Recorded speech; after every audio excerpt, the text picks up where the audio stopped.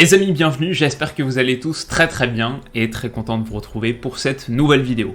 Alors le match que j'ai regardé hier soir, c'était OM Lille pour des raisons professionnelles, parce que c'est le sujet qu'on traitait du côté de Tag Team, l'émission de Free. On va reprendre les débriefs Coupe d'Afrique des Nations très vite, on va parler de l'Algérie je pense demain, parce qu'il y a plein de choses intéressantes à dire autour de cette rencontre, mais aujourd'hui donc je voulais me pencher sur l'Olympique de Marseille, un OM qui est sorti de sa rencontre au Vélodrome avec un match nul contre Lille, un score remonté, un partout, mais en étant en supériorité numérique, en jouant à 11 contre 10 pendant une heure, c'est forcément un résultat qui laisse un petit goût d'inachevé. Donc il y a tout ça, il y a cette déception que je comprends et que je lis un peu autour de moi. En même temps, on a une équipe qui, avec un match en moins, est 3ème de Ligue 1 à 2 longueurs de Nice, le 2e, le dauphin du Paris Saint-Germain. Donc voilà, cette vidéo, c'est l'opportunité de se poser la question, qu'est-ce qui va pas? Qu'est-ce qui va? Quel premier bilan est-ce qu'on peut tirer sur l'OM 2021-2022? Et voilà, parler de l'Olympique de Marseille, ça faisait un petit moment. Avant qu'on se lance dedans, je vous dis juste que cette vidéo est sponsorisée par Coparena, un média que vous connaissez peut-être, et j'en parlerai un petit peu plus tard dans la vidéo, avant mon bilan. Donc voilà, on est parti. On va commencer avec, disons, l'identité de cet Olympique de Marseille, ses forces. Cet OM de Sampaoli, c'est pour moi une équipe qui s'articule autour de deux choses principalement. C'est 1, la possession, et 2, la prise de risque. Ça a toujours fait partie de l'identité de Sampaoli, et ça continue de l'être aujourd'hui à Marseille. L'OM, c'est une équipe qui a une possession moyenne sur ses 20 journées Ligue 1 de 63%. C'est le deuxième total le plus élevé en Ligue 1, un point derrière le Paris Saint-Germain qui a 64%, et il n'y a aucune équipe en France qui dépasse les 60%. Donc c'est pour sûr, Marseille c'est pour sûr une équipe de possession, et ça a pas mal de conséquences sur son jeu. Certains parleront de possession stérile, et peut-être qu'on peut le considérer de cette manière sur certaines séquences. Personnellement, je dirais que cette possession, elle est au moins intentionnée. On sent que c'est pas simplement pour faire tourner le ballon, avec pas vraiment d'autre idée que de le faire tourner. Il y a une intention, il y a l'intention de faire bouger l'adversaire. On le voit par exemple avec des transmissions, même si c'est latéral, même s'il y a du jeu latéral, c'est rapide. On va vite d'un côté à l'autre.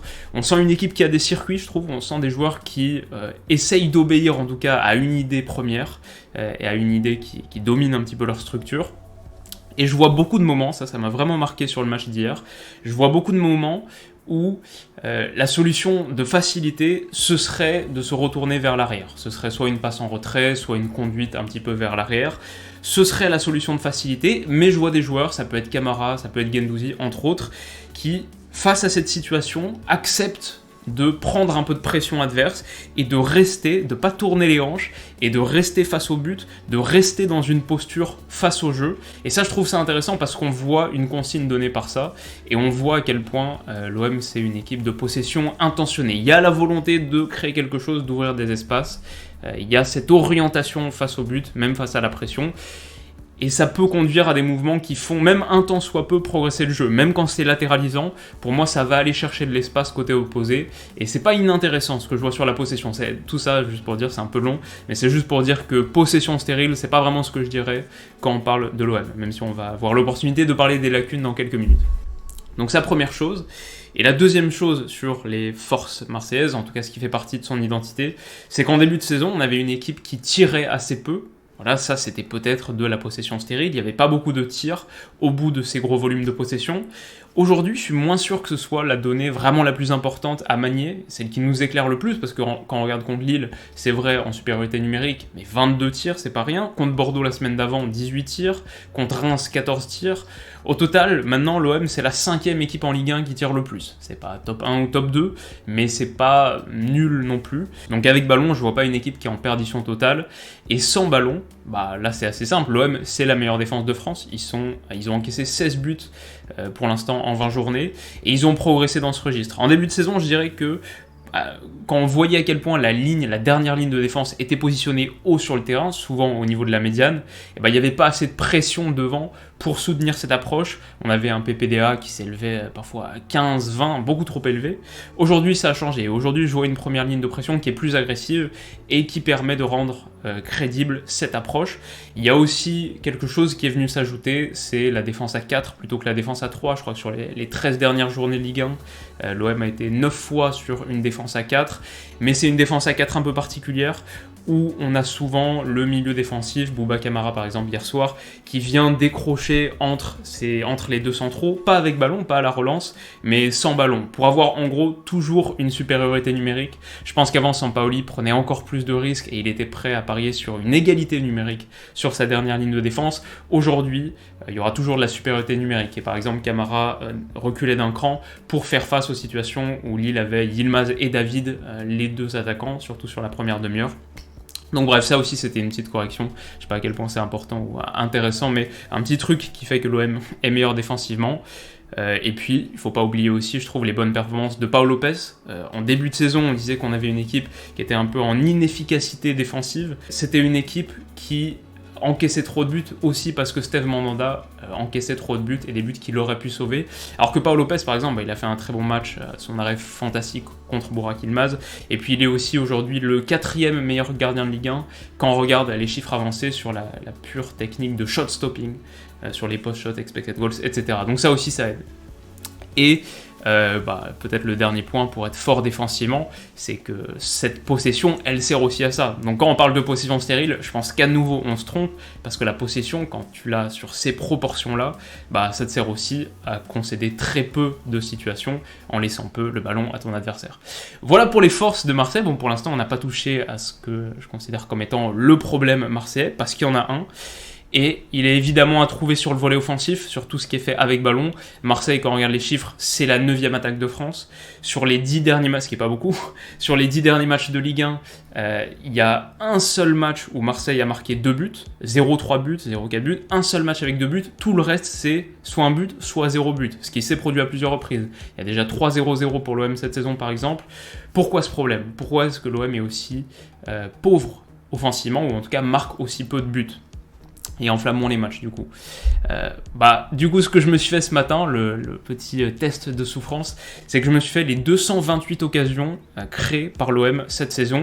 Et ce qui saute aux yeux, il y a vraiment quelque chose d'absolument évident, c'est qu'il y a dans la zone de vérité à la fois pas la bonne attitude et aussi pas la bonne exécution. Alors la bonne attitude, qu'est-ce que ça veut dire ? Je dirais qu'il y a une mentalité qui est trop axée possession. Quelque part, l'OM amène cette mentalité possession qu'elle développe dans le premier et le deuxième tiers du terrain, elle l'amène dans le dernier tiers du terrain, et elle est un petit peu trop guardiolienne jusqu'au bout dans sa création d'occasion. Il y a beaucoup trop, je trouve, de passes dans la surface, de situations où on cherche vraiment à générer l'occasion parfaite, le tap-in à 3 mètres des buts. Et c'est une équipe qui, de mon point de vue, bondit pas assez sur chaque demi-occasion qu'elle peut se générer, qui tente pas grand-chose d'inorthodoxe, d'un peu différent. C'est une équipe qui, en gros, pour moi, se lâche pas dans la surface. Et ça se voit sur les occasions qu'elle génère. Pour moi, c'est une équipe qui manque de joueurs de différence pure et dure. En début de saison, je me souviens que j'en avais identifié 3 vrais joueurs qui font des différences individuelles quand le collectif peut être un petit peu plus balbutiant. C'était Under, Payet et Konrad. Alors Konrad est sorti du 11, il est blessé en ce moment, il me semble.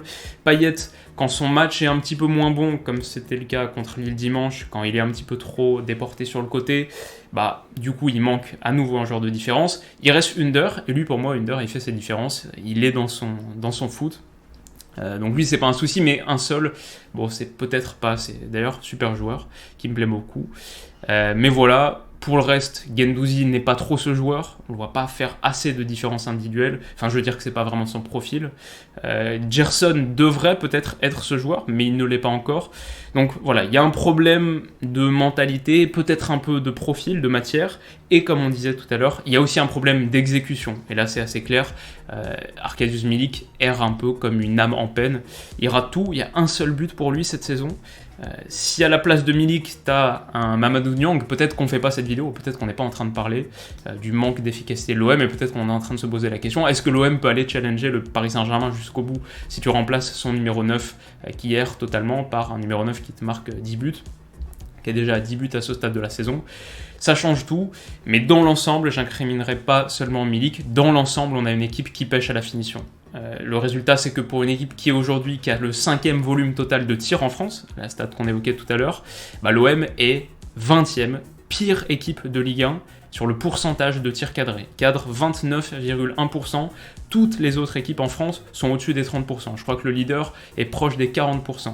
Donc à l'OM, tu as quasiment 3 tirs sur 4 qui sont pas cadrés, en plus du fait que c'est pas vraiment que t'oses pas prendre ta chance, mais qu'il y a trop la recherche de la situation parfaite. Et après, ça peut conduire à des tirs bloqués, ce genre de choses.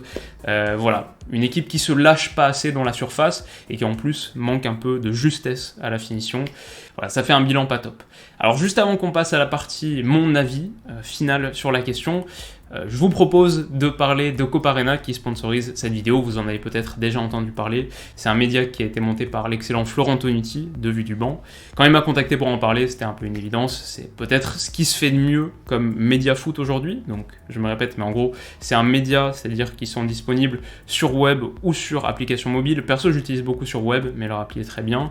Et il y a beaucoup de podcasts. Des entretiens de joueurs. J'avais adoré par exemple les entretiens avec Damien Da Silva, Ludovic Butel, qui ont plein de choses intéressantes à dire sur leur carrière, sur leur vision du football. Des entretiens d'entraîneurs. Récemment, ils ont eu Franck Hez ou Julien Met, le sélectionneur de Djibouti. Ça, pas mal du tout.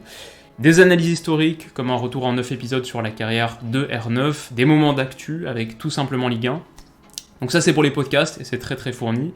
Et puis il y a aussi beaucoup d'articles sur la CAN, récemment les latéraux du Cameroun et les manques algériens, le quatuor offensif du Nigeria et les principes de la Côte d'Ivoire, quel 23 pour la Coupe du Monde, en parlant des Bleus, Arsenal 2022, l'année du renouveau. Voilà, c'est juste de la qualité présentée par des gars de qualité.